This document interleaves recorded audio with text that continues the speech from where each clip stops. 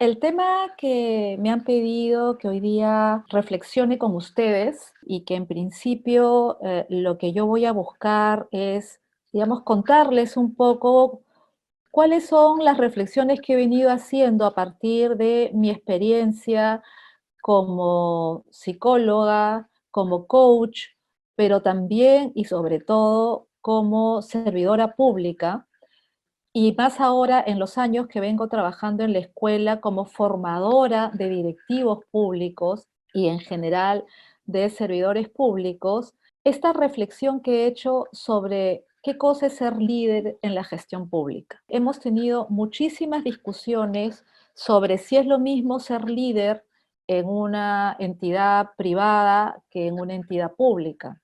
Y si bien el concepto de liderazgo puede ser semejante, yo creo que el entorno en el que se mueve, en el que interactúa y lo que se espera de un líder que trabaja en la gestión pública es claramente muy distinta.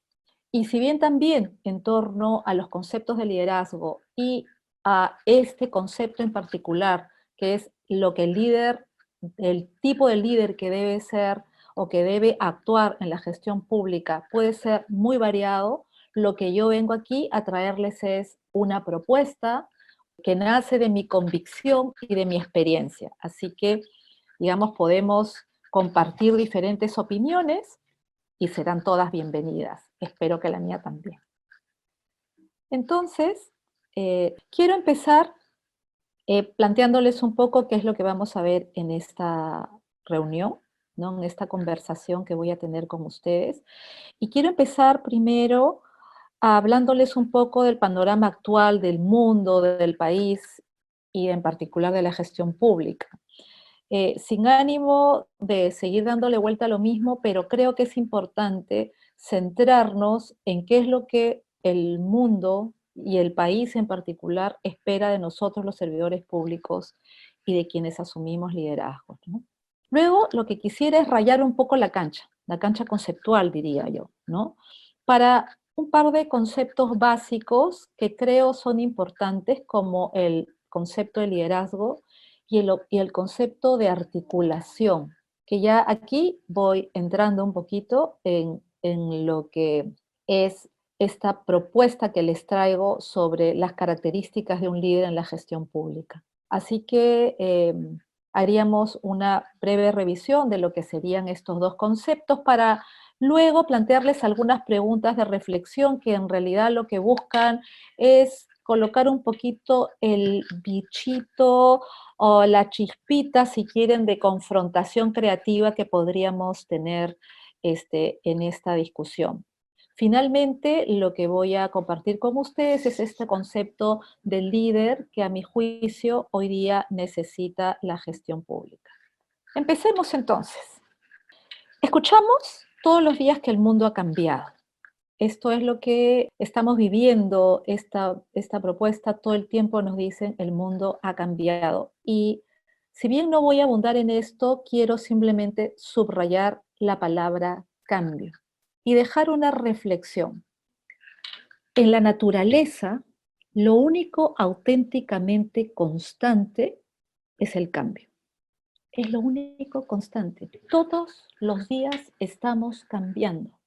Todos los días nuestro cuerpo, biológicamente hablando, cambia. Todos los días el universo, biológica, química y a veces físicamente, cambia todo el tiempo.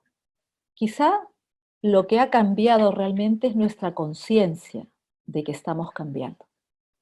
Esa es una reflexión primera que quiero dejarles.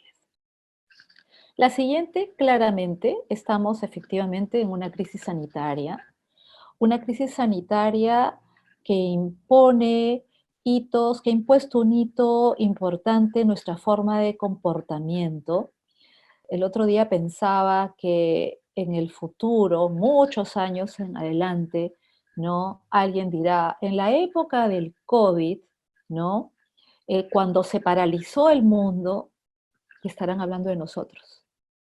Estarán hablando de nosotros con estos, digamos, símbolos, ¿no? Nuestro tapabocas, ¿no? La distancia social, la cuarentena, se han marcado hitos a nivel mundial. Sin embargo, yo no quiero ahondar ahora en toda esta crisis sanitaria. Creo que tenemos y manejamos mucha información al respecto. No quiero hablar de ello, no por poca sensibilidad, sinceramente, en torno a este tema. Todo lo contrario, me siento muy sensible y muy tocada y muy conmovida por lo que esta crisis significa en nuestro país y en el mundo entero.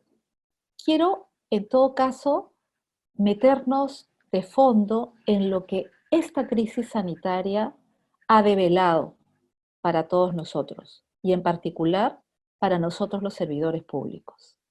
Ojo que, que estoy poniendo un énfasis en lo que ha develado, no en lo que nos ha traído, sino en lo que nos ha develado. Y develar significa como descorrer el velo de algo que estaba allí pero que no veíamos, de algo que estaba oculto, o algo que sabíamos que estaba allí pero que no queríamos ver. Y es de eso que yo quisiera conversar ahora, de, de esa develación, de eso que ahora surge, ¿no? Surge a la superficie y la empezamos a mirar. Y fíjense, voy a empezar con las emociones. Las emociones, mi sesgo psicóloga, coach, se pone delante, pero no porque sea poco importante. Yo creo que ustedes me darán la razón dentro de un rato por qué pongo las emociones en primer lugar. Las emociones que han aparecido de pronto, ahora todos estamos hablando del miedo, de la angustia, de las crisis, de la inseguridad, ¿no? Antes casi no hablábamos de nuestras emociones. De hecho, por lo general nos la teníamos calladita, ¿no? ¿Qué emociones surgían entre nosotros? Históricamente, en la historia del mundo, la emoción estaba como venida menos, porque ¿qué hemos hecho? Hemos valorado la lógica, hemos valorado la razón, hemos valorado lo académico, lo científico, ¿no? Los conceptos sobre las emociones, la ciencia sobre la emoción. Eso es lo que hemos aprendido. Incluso la escuela, ¿no? Nos habla mucho de conceptos, de teorías, pero no nos enseña a identificar nuestras emociones, mucho menos a controlarlas. Sin embargo, yo me pregunto, cuando usted ve a una persona que sabe mucho, ¿no? Que conoce de todo, a esa persona que sabe, ¿usted la considera un líder? Dice, ah, esa persona sabe, es un líder. No. Cuando usted ve a una persona que considera líder, lo que usted está viendo es su seguridad, su determinación. Obviamente, también cuánto sabe, pero no es eso lo primero que usted mira. Usted mira su capacidad para darnos seguridad, para generar la seguridad en las personas. Cuando usted ve a un líder, habla de las certezas que esa persona transmite y que usted se compra. Dice, hago mío lo que dice, porque me da seguridad. Eso, señores, es una emoción. Las emociones están todo el tiempo de nuestra vida jugando un rol fundamental. Cuando alguien toma decisiones para cambiar la vida de las personas, tiene que considerar cuáles son las emociones que se están jugando o se pueden jugar en esos cambios, en esas transformaciones, en esas decisiones que se toman. Hoy día tenemos al miedo, tenemos la angustia, tenemos la inseguridad y son miedos reales. Hoy no tenemos solamente miedo a lo que vendrá y al futuro, hoy tenemos miedo a la muerte. Sin embargo, ¿es acaso que el miedo no convive en nuestra sociedad hace mucho tiempo? ¿Es acaso que la angustia y la inseguridad de muchas familias y de muchos ciudadanos, de muchas personas, no los acompaña cotidianamente? Esas emociones existen y están en nuestro cotidiano, ¿no? Hoy las estamos viendo, se han develado, ¿no?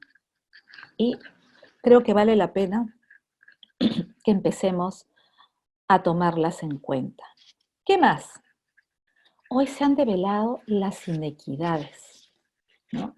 Las inequidades se han hecho más evidentes. Todos y todas sabemos que las inequidades están presentes en nuestro país y hablamos, sobre todo nosotros los servidores públicos, hablamos del cierre de brechas. Hace varios años que entré a la gestión pública y siempre el objetivo es cerrar brechas. Yo me pregunto y les pregunto, ¿cuántos de nosotros a la hora de distribuir nuestros presupuestos, de tomar decisiones no orientadas a hacer una buena gestión, ponemos énfasis, prioridad en acortar brechas? En la teoría es probable que muchos. Conscientemente, con una mano acá, otra mano acá, preguntarnos, ¿realmente todas las decisiones que tomamos conscientemente están orientadas a acortar brechas? Las inequidades en nuestro país y en esta crisis son dolorosas. Las vemos todos los días y son tan dolorosas que vivimos realmente conmovidos, vivimos realmente eh, espantados de lo mucho que tienen unos y lo poco que tienen, lo muy poco que tienen otros, ¿no? Y esto es algo que todos los días ocurre y también explica cómo es que las medidas que se toman no pueden contenerse en un país como el nuestro con inequidades tan fuertes, ¿no? Y solamente estoy hablando de algunas de ellas, ¿no? Hay inequidades de toda naturaleza que tendríamos que, como servidores públicos, saber abordar. No voy a ahondar en eso porque creo que lo conocemos bastante bien. Otra cosa que ha develado esta crisis son lo que llamamos economías familiares más debilitadas, ¿no? Hay unas economías familiares más debilitadas que otras, sin duda. Y creo que tiene que ver con la posibilidad de que algunos de nosotros tengamos trabajo y otros no. Y esto nos pone en la cara, nos rebota la informalidad que vivimos, ¿no? Que todos conocemos, que todos incluso usamos, ¿no? Y sin embargo, hoy día vemos esa informalidad y nos rebota, ¿no? Lo complejo que hace poder sostener una crisis, acompañar una crisis con la cantidad de informalidad que hay en nuestro país. Esto es algo que todos sabemos, las emociones, la inequidad, las brechas, la informalidad, las diversas familias que existen. ¿Cuánto nos hemos preocupado, ¿no? Como servidores civiles? Ciertamente sí se han hecho cosas. Yo sería muy injusta si digo que no las hemos hecho. Y realmente yo he estado también involucrada en muchas de las cosas que como Estado, como servidor público, no hemos trabajado para cortar brechas. Pero también sería muy injusto decir que todo el Estado, todos los funcionarios públicos nos abocamos a eso, ¿no? Entonces tenemos claridad sobre lo que tendríamos que hacer, pero realmente no lo hacemos. Y entonces no todos lo hacemos, no todos tenemos el objetivo común. Hay una buena noticia, sin embargo, en esto que ha salido a flote, que tiene que ver con la relevancia que ha tomado el rol del Estado, ¿no? Hasta hace no mucho tiempo atrás se hablaba de que el Estado es ineficiente únicamente, se hablaba de que ese elefante blanco del Estado que no funciona, se hablaba de burocracia como sinónimo de ineficiencia. Y hoy día todos estamos esperando, ¿no? Y estamos acogiendo y estamos sintiendo que el Estado nos da respuestas. No todas, claro, no todas, no puede abarcar todo, ¿cómo no? Tenemos, nuestro punto de partida está todavía demasiado lejos de una meta de equidad, de formalidad para poder atender a todos. Pero hoy día el Estado, el rol del Estado ha ganado una relevancia que tenemos que recoger como servidores civiles. Esta es una oportunidad para nosotros, ¿no? Para recoger esto y continuar dando la talla. Ya hablaremos un poco más al respecto. Finalmente, y dentro de esto que hablo como las cosas que nos ha develado esta crisis, lo que nos deja muy claro es que no estamos preparados, que no hemos estado preparados para una crisis, ¿no? No hemos estado preparados. Y no estoy hablando solamente de la infraestructura sanitaria, del equipamiento sanitario, estoy hablando de todo esto que estoy mostrándoles ahora. Estoy hablando de que no hemos actuado con conciencia en muchos casos y como tomadores de decisiones no siempre se ha apuntado donde se tenía que apuntar para dar en el blanco. Y entonces lo que hoy día hablo, entre otras muchas cosas que no estoy mencionando, hace que nuestra realidad y nuestro punto de partida para solucionar problemas sea mucho más complejo, sea mucho más distante para las soluciones, ¿no? Para poder evidenciar resultados. Yo creo que ustedes no me dejarán mentir cuando les diga que muchas veces se han priorizado, ¿no? Cuestiones físicas como, qué sé yo, pues parques, monumentos, antes de equipar una posta médica, por ejemplo, que hoy día tanta falta nos hace, ¿no? Entonces, no estábamos preparados, no hemos asumido con conciencia cuáles eran las prioridades o no las hemos trabajado lo suficiente. Y esto nos interpela. Y cuando hablamos de los tomadores de decisiones y cuando hablamos de quienes asumen el liderazgo, nos damos cuenta de que tienen que orientar sus perspectivas hacia poder hacer que nuestros puntos de partida frente a crisis, a cualquier crisis, sean menos distantes como la que tenemos hoy día. Es un reto y también es una oportunidad. Sin embargo, esto también nos ha hecho evidentes lo complejos que somos. Yo quiero hacer una diferencia entre lo que es ser complejo o estar en una situación compleja y estar en una situación complicada, ¿no? Cuando hablamos de estar en una situación complicada, estamos hablando de una situación en la que hay, digamos, muchos elementos, ¿no? Muchos elementos diferentes de pronto que nosotros buscamos, ¿no? Que encajen, que, que encajen, y eso, ¿no? Es una situación complicada, es una situación difícil y con esfuerzo y con una estrategia se logra trabajar. Lo, digamos, el opuesto de complicado es sencillo, ¿no? Hay cosas que son sencillas, ¿no? De armar. Lo complicado es eso, ¿no? Más difícil. Pero nosotros estamos hablando de una realidad compleja. ¿Qué significa compleja? Significa que hay elementos semejantes, pero no iguales, y que cada uno de esos elementos tiene una diversidad tan grande, ¿no?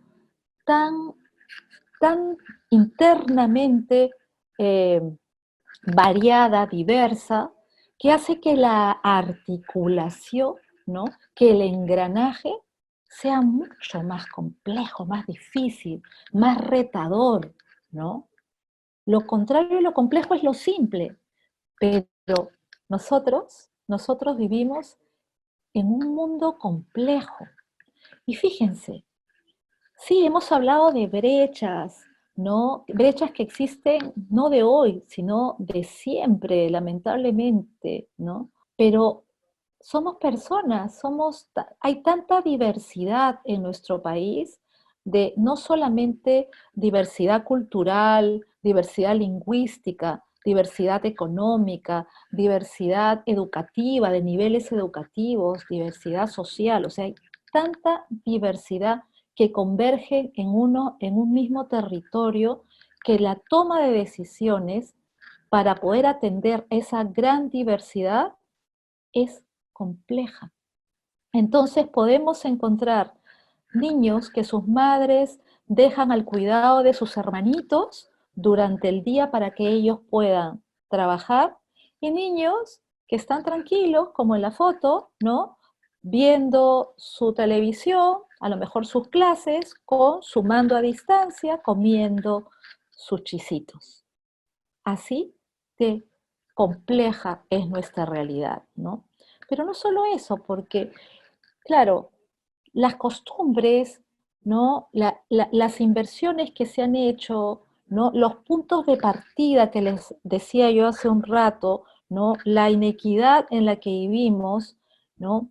Hace que esa complejidad que ya traemos por cultura, ¿no? Por diversidad lingüística, ¿no? Por diversidad etaria, ¿no? Eso se hace todavía más complejo, ¿no? Entonces, no solamente está esta diversidad, sino todo aquello que no hemos estado logrando, no hemos estado haciendo, no hemos estado atendiendo, que enfatiza esta diversidad y por lo tanto esta complejidad. No hemos atendido las diversas emocionalidades que en nuestro país surgen, ¿no? Los miedos cotidianos, ya no hablo del miedo únicamente al COVID, ¿no? Y a enfermarnos, hablo del miedo a no tener que darles de comer a mis hijos, hablo de la angustia de saber que no tengo que traer a casa o no puedo pagarles una buena educación a mis hijos o que no tengo futuro. O sea, el futuro está en nuestras manos y vamos a construirlo, sin duda. Pero la emocionalidad que vivimos, o sea, el estado de ánimo en el que vivimos es tan diverso, y mientras unos vivimos relajados y tranquilos, sintiéndonos dueños del mundo, hay quienes viven en angustia, en dolor, en inseguridad, en intranquilidad cotidianamente. Entonces ya no les hablo de la emoción que surge de tener el miedo de hoy, sino en el estado de ánimo permanente y también tan diverso que se mueve en nuestro país. Y también, ¿cómo no?, hablar de estos retos del mundo digital que hoy estamos como descubriendo y que en otros sectores, en otras partes del mundo, son ya cosas cotidianas. El trabajo remoto es algo que en muchas empresas privadas aquí en nuestro país se viene haciendo hace bastante tiempo, ¿no? Hace bastante tiempo, estoy hablando de años. ¿Qué nos ha pasado en el Estado que recién ahora estamos tratando de acondicionarnos a ello? ¿Qué cosas se han movido que no hemos sabido ponernos en onda con esta nueva tecnología, con este mindset digital, con la mentalidad digital que se viene moviendo a lo largo del mundo y que viene abriendo fronteras? ¿Qué nos ha pasado? Quizá detrás de todo eso está esta cultura de la desconfianza, esta cultura del tengo que controlar, tengo que mirar, tener a todos alrededor para poder controlar y saber lo que están haciendo. ¿Qué pasa con eso? Ahora, en este mundo complejo, donde estas emociones de el concepto de autoridad, el concepto de control, el concepto, ¿no?, de no confiar, ¿no? Más que un concepto, esa emoción de desconfiar, ¿no? Hay un dicho, no sé si es peruano, pero que dice, piensa mal y acertarás, que está muy presente en gran parte de nuestros ciudadanos, ¿no?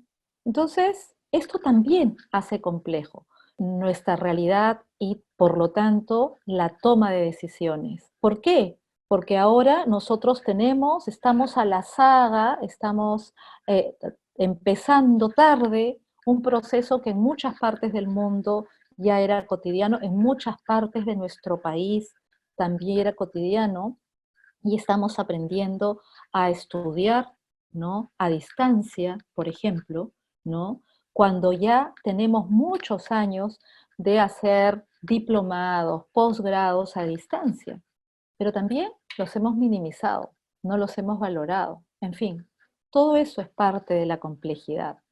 Y también es parte de la complejidad los diversos conceptos y entendimientos que tenemos de familia, de seguridad, de cómo educar, de cómo criar a nuestros hijos. En fin, lo que quiero dejarles a través de esta lámina es los múltiples cosas que ocurren en nuestra sociedad, los diferentes estímulos que deben alimentar la toma de decisiones de quienes nos toca hacerlo, y hacerlo considerando no solamente la complejidad de nuestra sociedad, sino también de todo el mundo que está alrededor, porque nada más claro ahora a partir de esta emergencia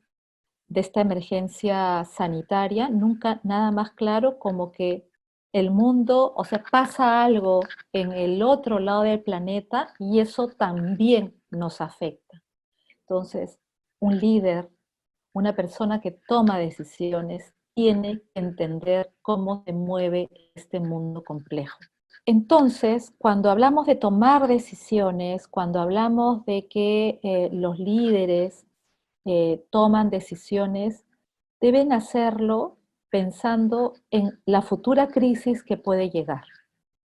Y tanto antes, durante y después de estas crisis, todas nuestras decisiones deben apuntar a transformar el status quo, a transformar la inercia, ¿no?, en la que las sociedades se mueven y a acortar brechas. Les dejo esta idea para seguramente seguir mirándola. Algunas preguntas. ¿Qué debe cambiar en los tomadores de decisiones para lograr las transformaciones que necesitamos? ¿Qué acciones distintas tenemos que tomar? ¿Dónde tenemos que apuntar? ¿Qué cosas tenemos que priorizar para realmente liderar un cambio y posibilitar que una siguiente crisis nos agarre en un lugar diferente, mejor posicionados? La tarea es compleja, mucho, muy compleja, lo han visto. La tarea no se logra con 4 decisiones rápidas, lo estamos viendo, ¿no? La tarea quizás se logra tomando decisiones, probando, equivocándonos, pero volviendo a probar y tratando de siempre enfocarnos en aquello que consideramos puede ayudarnos a mejorar como sociedad. ¿Qué debemos cambiar en los tomadores de decisiones? Y por otro lado, les pregunto, ¿son los tomadores de decisiones líderes? Todas las personas que toman decisiones en el Estado en particular, ¿son líderes? Creo que podríamos llamarlos como líderes institucionales, porque tienen el poder de tomar decisiones y de involucrarnos, ¿no?, para, por función, ¿no?, llevarnos a cumplir una meta. Pero pueden ser líderes y muy buenos líderes, como los hay, los conozco y muchos de ustedes también, pero también hay quienes no lo son. Y entonces la pregunta que sigue es, ¿y qué hacemos nosotros? Los que no tenemos ese puesto de liderazgo funcional o de liderazgo institucional. ¿Qué nos corresponde a nosotros como servidores civiles y como ciudadanos hacer frente a eso? ¿Cuánto nos hemos comprometido? Porque yo creo que algo que hacemos con mucha frecuencia, particularmente en nuestro país, es responsabilizar al otro, ¿no? Decir, porque no lo hacen bien, porque no toman las decisiones correctas. Tenemos la costumbre de mirar la paja en el ojo ajeno, como decía mi abuela. Pero, ¿cuánto nosotros nos estamos comprometiendo con el cambio? ¿Será que no estamos aprovechando la oportunidad que tenemos desde los cargos que ocupamos, desde el puesto de especialistas que podemos tener, no estamos aprovechando la oportunidad para generar cambios, para asumir liderazgos. Ahí les dejo la pregunta.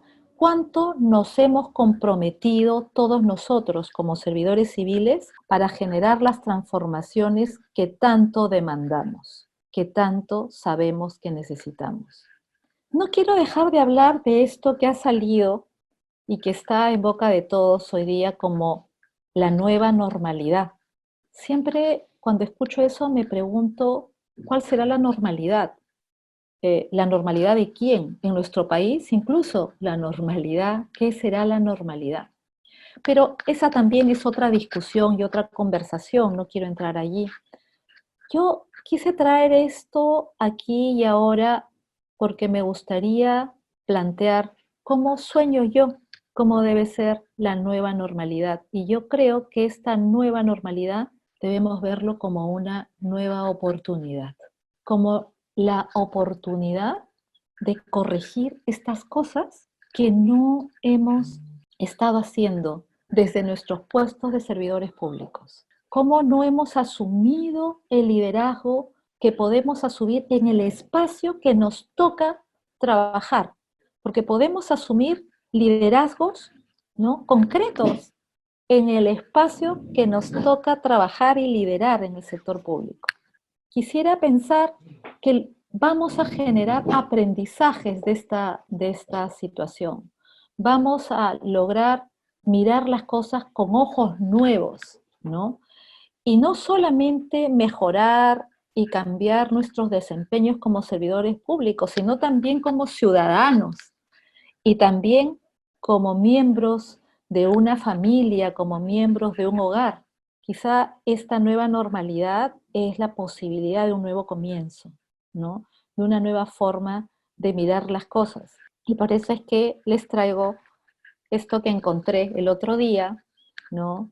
Que dice así, el papá hablando con su hijita y el papá le dice, y después de la fase 1 pasaremos a la fase 2, y la niñita le dice, ya sé eso, lo he entendido. Lo que quiero es saber si en la nueva normalidad seguiremos pasando tiempo juntos. ¿Lograremos ser capaces de hacer cosas mejores en esta nueva normalidad? Y ahora sí, ¿qué entendemos por? Les había hablado que quisiera rayar la cancha conceptual en dos conceptos fundamentales para entendernos: liderazgo y articulación.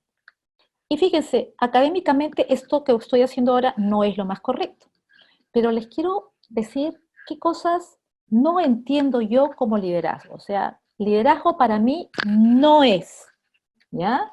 Para mí, liderazgo no es la capacidad que tiene una persona para hacer que otros lo sigan. Primero decirles que hay muchos conceptos sobre liderazgo, muchísimos, muchos muy válidos, ¿no? Yo les traigo una propuesta, ¿ya? Y se las voy a mostrar.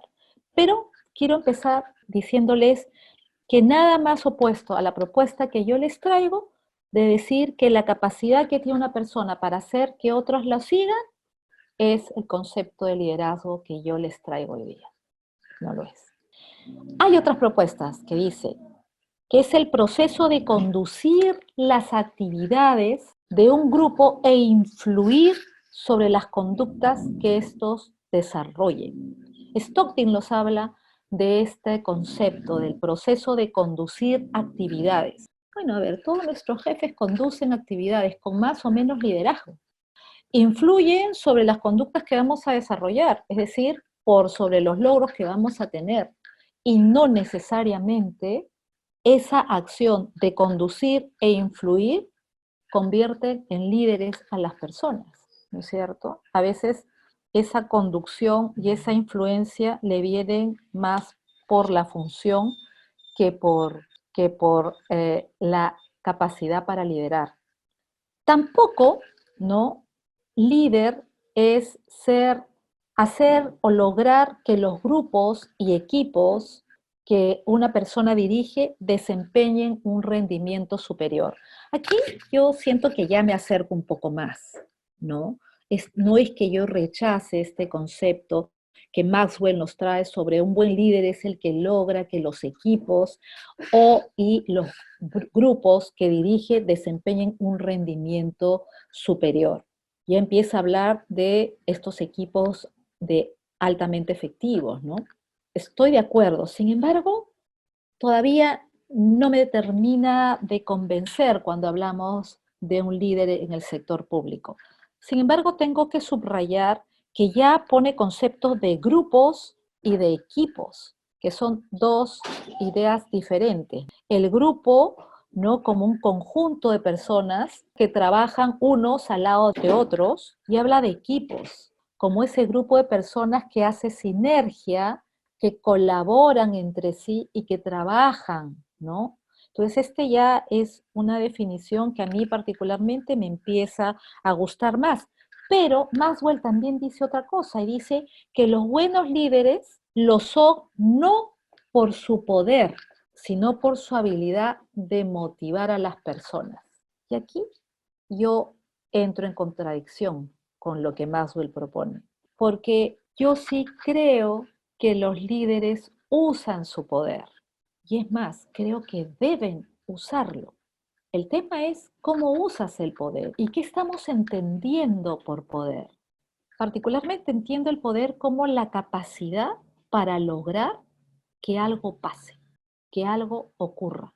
Y eso puede ser muy negativo, pero también puede ser muy positivo. Vamos a seguir mirándolo dentro de un ratito. ¿Ya? Entonces, en estas imágenes, ¿no? Donde hay una persona que dirige, que lleva a las otras, que los otros la siguen, la otra imagen donde la persona está por encima del equipo, ¿no? Son dos imágenes con las que no me inscribo para pensar en el líder que nuestro país y que el Estado, ¿no? Y que la gestión pública necesita. Yo me muevo más por acá. ¿Qué entiendo por liderazgo? Y fíjense en esta imagen que para mí es tremendamente gráfica de lo que yo les quiero decir. Para mí, el líder es el que posibilita que las cosas pasen, ¿sí? Usa el poder que le dan la institución o el poder que le dan las otras personas para que estas cosas pasen. Pero para conseguirlo, lo va a hacer de manera colaborativa. Fíjense que no digo participativa, digo colaborativa. Implica que este líder mira a las personas, las personas cuentan para él o para ella, ¿no? Para esta persona que ejerce el liderazgo. Cada miembro de su equipo es una pieza fundamental e importante porque cada miembro de su equipo tiene habilidades, tiene características que pueden ser fundamentales para el logro del objetivo. Y entonces solamente la colaboración entre todos va a posibilitar que esas cosas pasen. Pero además, porque el líder, ¿no? El liderazgo entendido como un equipo, no como una persona que guía, ¿no? Como una persona que manda, sino como una persona que se integra, que coordina, que articula las potencialidades, las características del equipo, ¿no? Pero además es un líder que propone, pero que también escucha. Es un líder que propone, pero que apoya, que se compromete y que busca el compromiso de todo el equipo. Esto es el entiendo por liderazgo, pero cuando además hablo del liderazgo en la gestión pública, le he hallado algo fundamental que tiene que ver la transformación, la articulación. Un líder que articula las diferentes fuerzas, las diferentes condiciones, que genera condiciones para que las cosas ocurran. Un líder que mira a largo plazo, que genera cambios significativos, aunque sepa que no va a llegar a la meta, pero que genera condiciones para llegar a la meta no solo articulando, construyendo cambios, tratando de hacer que todos los diferentes actores o los diferentes sectores, ¿no?, trabajen en conjunto mirando a una meta. Esta es para mí la diferencia fundamental entre un líder, cualquier líder, y un líder que trabaja en la gestión pública. La capacidad de transformación y la capacidad de articulación que debe tener con los diferentes actores, sectores, ¿no?, de la sociedad. Y entonces, ¿qué entiendo por articular? Entiendo en primer lugar encontrar los puntos en común entre los diversos actores, sectores que forman parte de un sistema y del sistema en el que eh, ejerce uno su influencia, ¿no?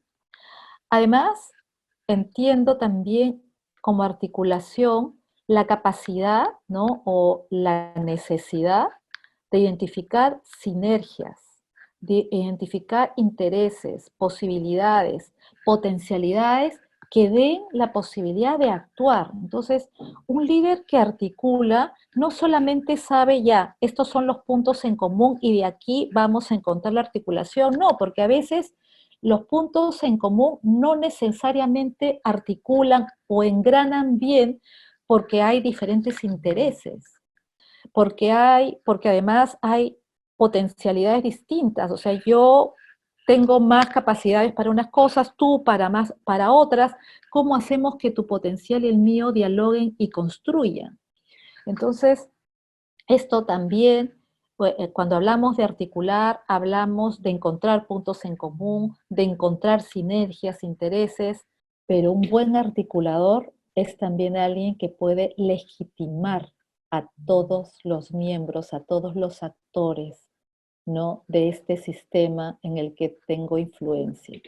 Porque difícilmente voy a lograr articular si hay un actor que está por encima de otro. Entonces, saber legitimar, saber hacer que todos los actores dialoguen, ¿no?, se encuentren, ¿no?, que se identifiquen y se encuentren en el mismo nivel, es fundamental para lograr la articulación. Y aquí hay algo importante que no estoy mencionando, que no lo tengo escrito, pero que juega un rol fundamental, y es esa capacidad política que deben tener los actores. Y cuando hablo de política, no estoy hablando de política partidaria, estoy hablando de esa capacidad para encontrar el bien común, ¿no?, para trabajar y ponerse a servicio de las personas.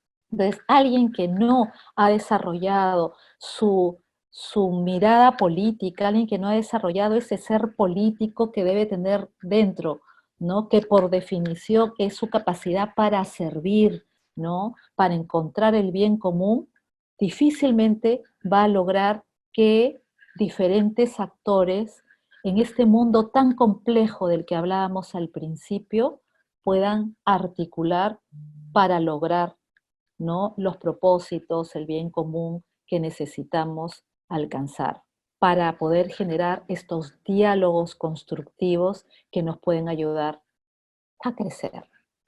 Estos dos conceptos son la base de lo que hoy día les traigo, ¿no?, de lo que yo creo debe ser un servidor público que ejerce, ¿no?, un liderazgo. Y además, yo creo, estoy convencida de que el liderazgo no es funcional. El liderazgo no es institucional.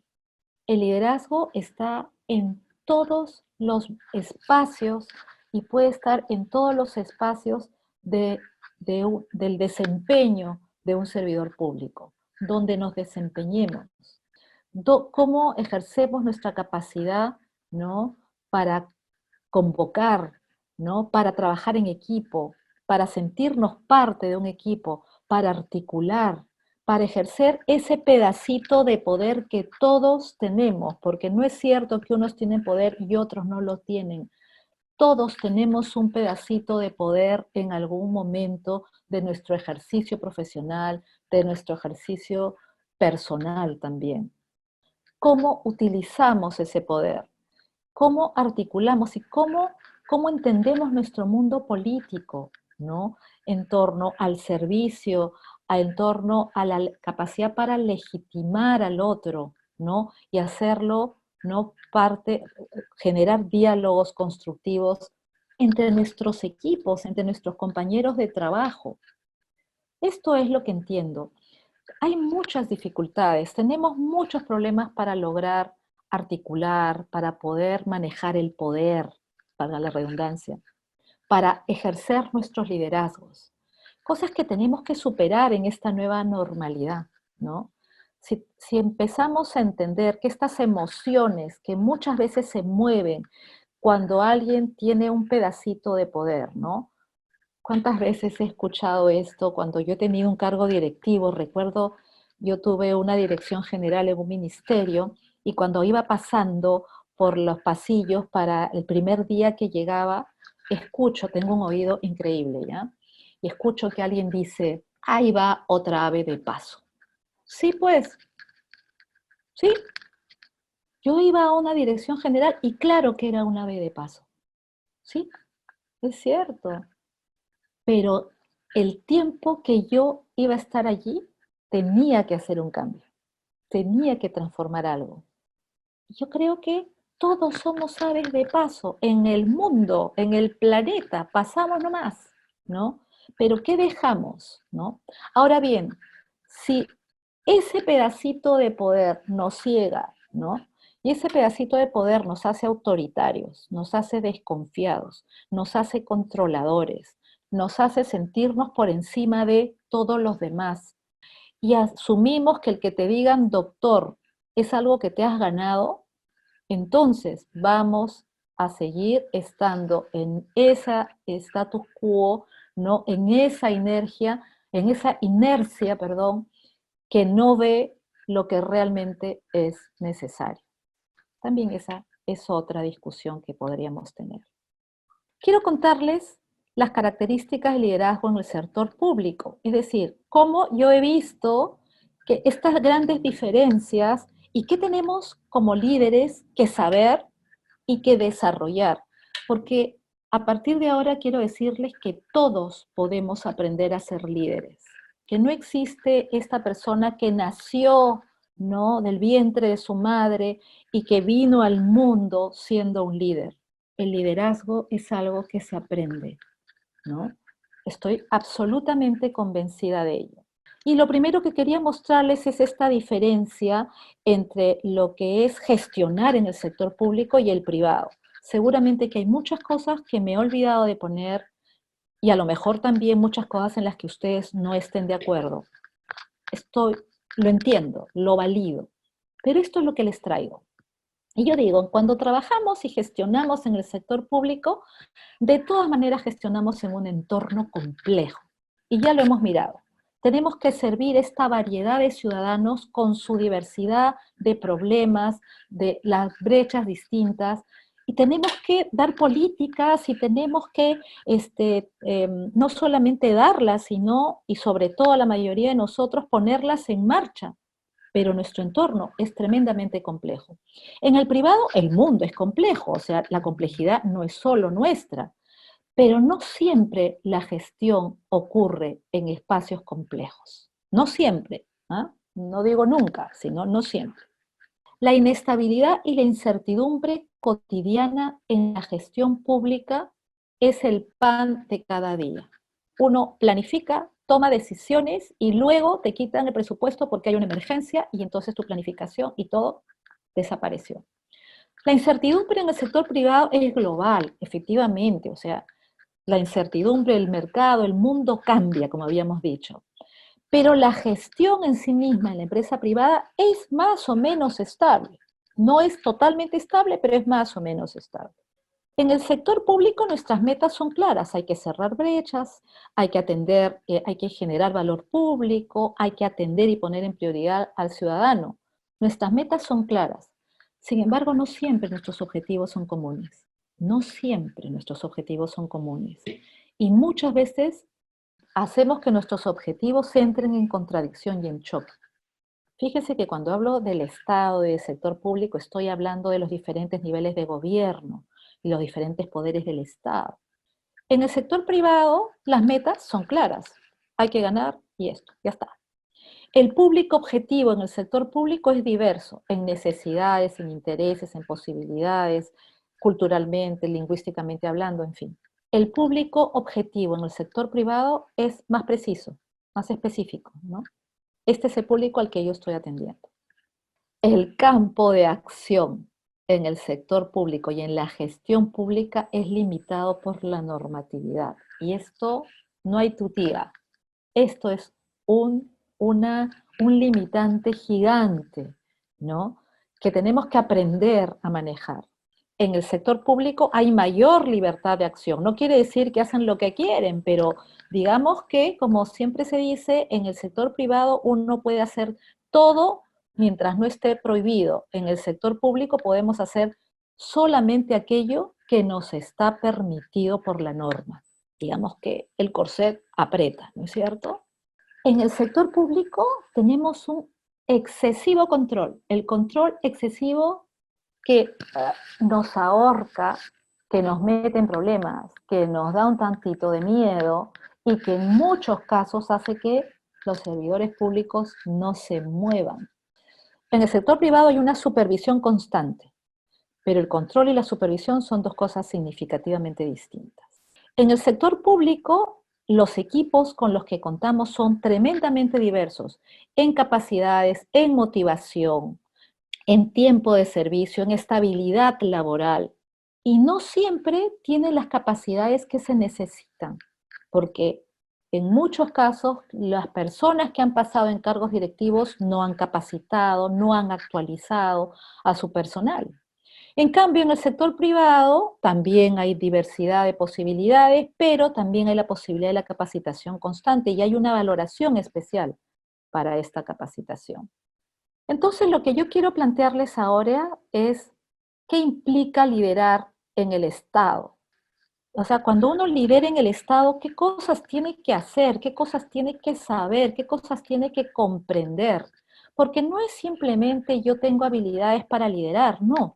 Un líder tiene que saber algunas cosas más que los otros.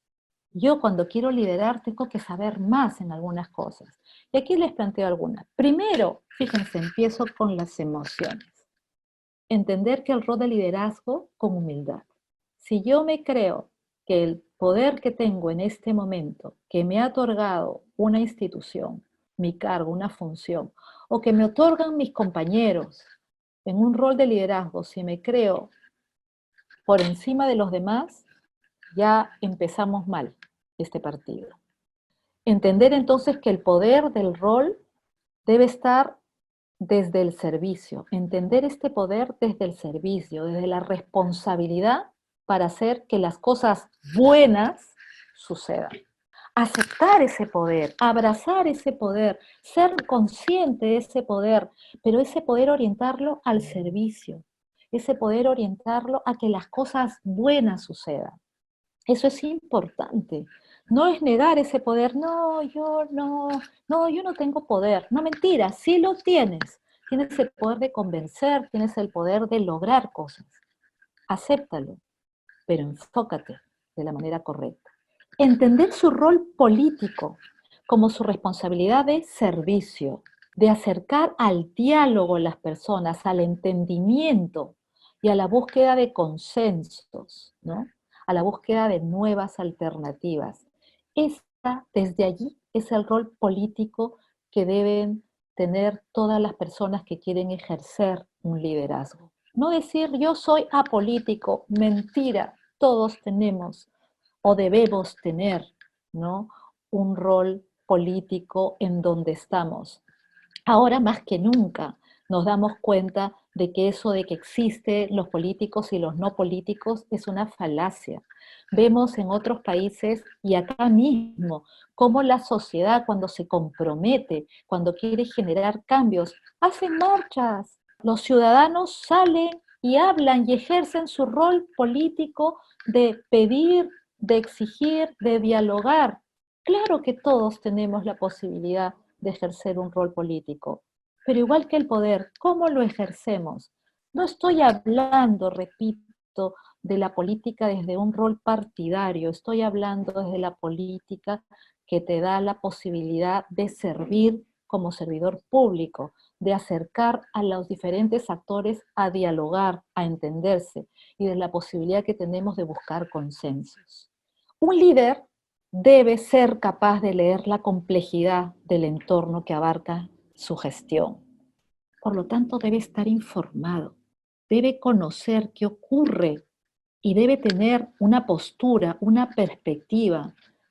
Un líder no puede simplemente tener tareas y cumplirlas. Te dicen, haz esto porque tú tienes que hacer punto 1, punto 2, punto 3 y entonces las haces bonito. Eso no es una acción de liderazgo. Ser líder implica informarte qué pasa cuando yo hago esto, qué ocurre con los ciudadanos cuando tomo esta decisión. Para poder tomar la decisión más correcta, hay que conocer, hay que informarse y hay que asumir una postura clara. Por lo tanto, hay que estar informado de lo que ocurre no solo en tu entorno, ojo, en el mundo, en el país, en la región, en la localidad y también en tu entorno más cercano, pero hay que estar informado. Realmente hay que saber lo que está pasando en el mundo, no podemos ignorar, ¿no? Lo que nos va a dar perspectiva, lo que va a alimentar nuestras respuestas creativas es entender lo que está pasando a nuestro alrededor y no solamente en nuestro entorno más pequeñito. Liderar también implica conocer la diversidad de culturas, de intereses, de necesidades, de posibilidades, de potencialidades que tiene el público al que dirigimos todas nuestras acciones dentro de una gestión. No podemos pues creer que todos somos iguales. No podemos pretender tomar acciones homogéneas, ¿no? Para todos, siempre. A veces seguro que sí, pero no siempre las decisiones que se toman tienen que ser homogéneas, tienen que adecuarse, adaptarse a esta diversidad que tanto hablamos, que tanto sabemos, pero que no necesariamente conocemos. Debemos enfocar, un líder en el Estado debe enfocar su función en acortar brechas, en posibilitar transformaciones, en generar cambios y mejoras. Debe enfocar su función en acortar brechas. Basta ya de pensar que lo más importante es cumplir con gastar todo el presupuesto. Eso tiene que ocurrir en tanto en cuanto cumplamos con nuestra función, o sea, con todo lo que hagamos sea para cortar brechas, para posibilitar transformaciones, para generar cambios y para que una crisis no nos agarre tan desprevenidos como nos ha agarrado esto. Un líder no puede no entender la normatividad vigente, tiene que comprender la normatividad. Hay muchas personas que pretenden liderar, pero que no saben manejarse dentro de las normas. Y si vamos a trabajar en el Estado, tenemos que saber las normas que nos gobiernan y más. Y cuando digo y más, es que muchas veces las respuestas o las cosas que queremos hacer no las podemos hacer desde la normatividad que que nos impide trabajar o que nos gobierna, digamos, en nuestro espacio de gestión. Pero la normatividad es muy amplia y más en nuestro país, que estamos llenos de normas. Siempre hay una posibilidad de encontrar algo que nos ayude. Siempre hay una posibilidad de encontrar. Pero para eso, si no sabemos de normas, tenemos que conseguirnos a alguien al lado que sepa muy bien de eso, porque eso nos va a facilitar la toma de decisiones. Un líder debe conocer y valorar el mundo digital, identificando el potencial que tiene el mundo digital. No podemos seguir a espaldas de lo que está ocurriendo en el resto del mundo. Y no podemos desaprovechar esta herramienta que nos abre puertas. Ahora estamos pasando muchas dificultades, pero es una herramienta que nos abre puertas. Miren, hoy día yo estoy con ustedes y estoy en mi casa, sentada en el pasillo de mi casa. Fíjense esta puerta abierta que nos permite conectarnos. No podemos ignorar el valor del mundo digital que nos puede ayudar a servir mejor a nuestros ciudadanos. Finalmente, y no poco importante, un líder debe conocer a su equipo. debe saber qué características tienen, qué debilidades tienen, qué competencias tienen, ¿no? Porque eso va a permitir articular, encajar las diversas piezas para potenciar el trabajo. Pero esto es lo que debe conocer, lo que debe saber y hacia dónde se debe enfocar. Ahora quiero hablarles de qué habilidades debe desarrollar. Y cuando hablamos de eso, permítame decirles, primero, lo primero que un líder tiene que tener es buena autoestima y claridad en quién es, para que le permita ser miembro de un equipo y no el que se pare adelante y reciba todos los logros, ¿no? Alguien que tiene buena autoestima, que sabe quién es, que no le importa que su esfuerzo y su trabajo se comparta entre varios, entonces puede ser un buen líder en tanto el ego te gane, en tanto tú quieres salir siempre en la figurita, entonces tu equipo va a tener dificultades para integrarse contigo. La humildad, la generosidad para brillar a través de su equipo. Eso son habilidades que hay que desarrollar, una emocionalidad que tiene que desarrollar, ¿no? Creérsela, pero creérsela con buena autoestima, ¿no? Tiene que tener sensibilidad para mirar, entender y valorar a las personas de su equipo. Sensibilidad. No solamente es decir, esta persona sabe esto, esto y esto, y esta persona sabe esto y esto, entonces los voy a poner a trabajar juntos. Hay que mirar qué necesitan, qué los mueve, qué los motiva, qué tengo que entregarles yo para que esta persona motivada se involucre, se comprometa con la tarea común. Porque no a todos nos motiva lo mismo. A algunos nos motiva, qué sé yo, pues el sobresalir, a otros les motiva el tener un espacio, ¿no? A todos nos motivan cosas distintas.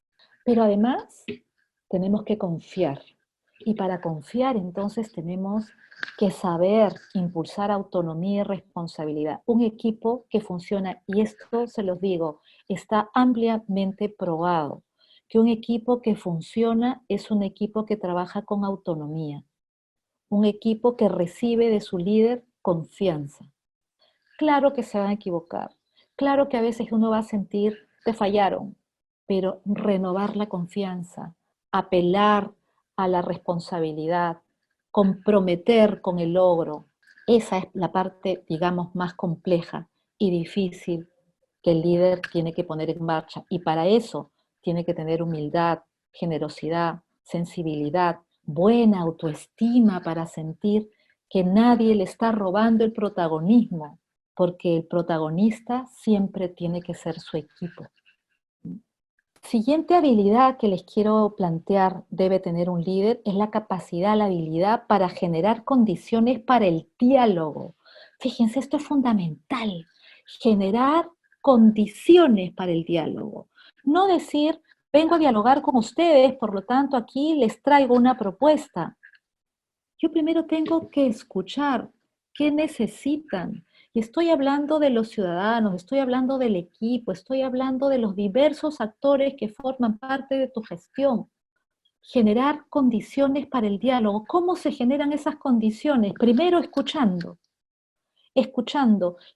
legitimando a los diversos actores, diciéndoles, te escucho igual a ti y te escucho igual a ti. Y todos los comentarios y todo lo que me digan es importante. La escucha activa es la escucha comprometida, no la escucha forzada de quien se sienta y mueve la cabeza y dice, ok, muchas gracias. No, es la escucha que se compromete, que recoge, que toma en cuenta, que hace suyo, que valida, y la comunicación efectiva. A veces tenemos problemas para comunicar, no sabemos cómo decir las cosas. Entonces, generar condiciones para el diálogo implica escuchar y comunicar correctamente. No todas las formas de comunicar, quiero decir, no a todas las personas se les puede decir las cosas de la misma manera. Algunas personas, si nosotros hablamos de una manera, se pueden sentir ofendidos. Un ejemplo, tengo uno de los chicos de mi equipo, estuvo en una reunión conmigo yo estaba con un líder muy importante y todo el tiempo lo traté de usted, le dije, señor, sí, yo espero que usted y tal, todo el tiempo, ¿no? Y luego al terminar la reunión acordamos que este chico de mi equipo le iba a tomar sus datos para poder yo enviarle una información que él requería. Entonces me despedí, un placer conocerlo, hasta luego, acá los dejo con Pedrito para que hable con ustedes. Y Pedrito se volteó y le dijo, hola, ¿cómo estás? A ver, ¿tienes tu correo electrónico para que me lo des? Yo casi me desmayo. ¿Cómo les explico? Que casi me desmayo. Me había pasado 1 hora y media hablándole a este señor con respeto, con cierto nivel de distancia, pero es lo que esa persona requería para que su diálogo, para que este diálogo fuera más fluido. Y de repente viene este chico jovencito, ¿no? Un practicante, con una forma de entender el mundo distinta. Y se fue con, a ver cómo estás tú, pásame tu correo electrónico. Entonces, claro, el señor se sintió como apabullado y yo tuve que intervenir. Pero esa es otra historia. Lo que quiero decir es que no a todas las personas se les habla igual. La comunicación, para que sea efectiva, tiene que ser una comunicación que se enfoca claramente en la persona que va a escuchar. Y ojo, no necesariamente lo que yo te digo es lo que tú escuchas, porque la emocionalidad juega un papel tan importante en el momento de escuchar que a veces yo te estoy diciendo algo y tú me estás entendiendo otra cosa, porque tu emocionalidad ha generado, ¿no? Ha pasado, generado, ha puesto un tamiz que hace que lo que digo se vea tamizado, embuido de esas emociones. Una comunicación efectiva considera esas posibilidades, ¿no? Y trata de entender cómo estás observando el mundo para yo poder acompañarte en esa forma de observar el mundo. Cómo estás entendiendo lo que te digo para poder acompañarte en ese entender y hacer que realmente nos comuniquemos y por lo tanto realmente dialoguemos. El diálogo requiere de una escucha activa y de una comunicación efectiva. El otro punto es que la habilidad que tiene que desarrollar un líder en el Estado tiene que ser un buen negociador y tiene que generar condiciones, otra vez, generar condiciones para articular acciones entre diversos sectores y entre diversos actores. No se olviden, implica encontrar puntos en común entre la diversidad de actores y sectores, identificar sinergias, intereses, posibilidades, qué no estás dispuesto a perder, dónde están los puntos de negociación, ¿no? Implica saber legitimar al otro, generar diálogos constructivos. Como ven, estos dos últimos van absolutamente de la mano, generar condiciones para el diálogo y generar condiciones para articular.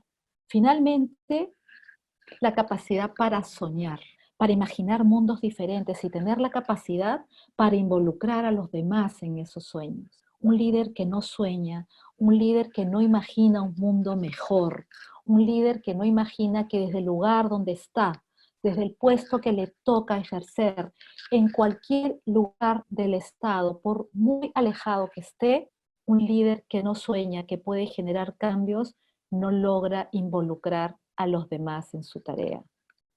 El líder tiene que ser un aprendiz permanente. Estar dispuesto a decir, yo no sé, pero voy a aprender. Tiene que estar dispuesto, en esa humildad de la que hablaba al principio, a reconocer que no lo sabe todo, pero que su equipo lo puede complementar. En todo aquello que no sabe, en todo aquello que no le sabe bien, pero que su equipo lo complementa, lo alimenta, le enseña. Finalmente, un líder tiene también que ser confiable. Tiene que ser una persona que cuando diga algo, lo haga. Basta ya de eso de haz lo que digo y no lo que hago. No, haz lo que hago porque yo lo hago contigo. Y si te fallo alguna vez, te pido disculpas y lo intento de nuevo. Y es esto lo que yo quería compartir con ustedes. Les agradezco que me hayan escuchado.